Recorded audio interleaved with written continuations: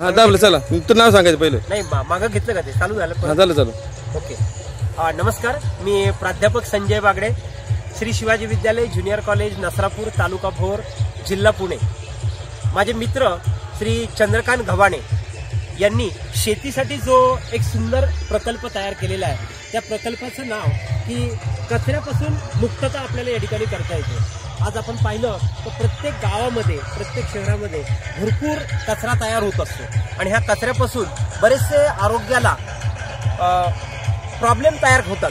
त्यामुळे आरोग्यापासून त्या ठिकाणी आपल्याला जर एक सुटका त्या ठिकाणी हवी असेल तर हा कचरा सरांनी तयार केलेलं जे एक मॉडेल तयार केले, या मॉडेलचा जर आपण वापर केला तर या ठिकाणी या मॉडेलमध्ये आपण कचऱ्याची काय करतो, राख तयार करतो आणि याच्यापासून जो धूर तयार होतो त्या धुराकरता त्यांनी एक रसायन तयार केलेले आहे आणि या रसायनामध्ये जर तो धूर सोडला तर त्यातून जे केमिकल तयार होतं, पिवळ्या कलरचं ते केमिकल असतं आणि ते केमिकल जर आपण या ठिकाणी आपल्या शेतीच्या पिकांना जर आपण दिलं तर त्या ठिकाणी शेतीला जी काही पानं, फुलं, फळं जी येणार आहेत त्याची संख्या त्या ठिकाणी वाढते, उत्पादन त्या ठिकाणी वाढलेलं आपल्याला दिसून येतं.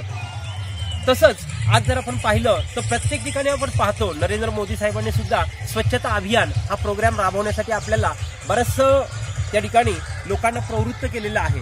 पण ते जर या ठिकाणी माझे मित्र चंद्रकांत गव्हाणे यांनी जो प्रोजेक्ट त्या ठिकाणी या ठिकाणी राबवलेला आहे तो जर या ठिकाणी आपल्या सर्व गावामध्ये, सर्व ठिकाणी जर राबवला गेला तर कुठेही कचरा आपल्याला दिसणार नाहीये.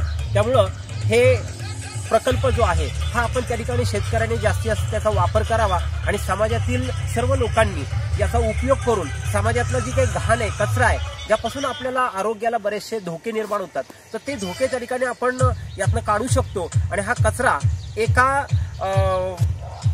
एक ट्रॅक्टरभर जो कचरा आहे त्या कचऱ्यामधून त्या ठिकाणी आपल्याला ती घाण सगळी काढल्यानंतर त्यापासून जे द्रावण तयार होतं, रसायन, ते शेतीला पण उपयोगी होणार आहे आणि त्यातूनच जी राख तयार होते त्या राखेपासून पण जमिनीमध्ये आतमध्ये जे रूट्स असतात त्या रूट्सला पण त्या ठिकाणी अतिशय फायदा होतो. एवढे बोलून मी माझं बोलणं थांबवतो.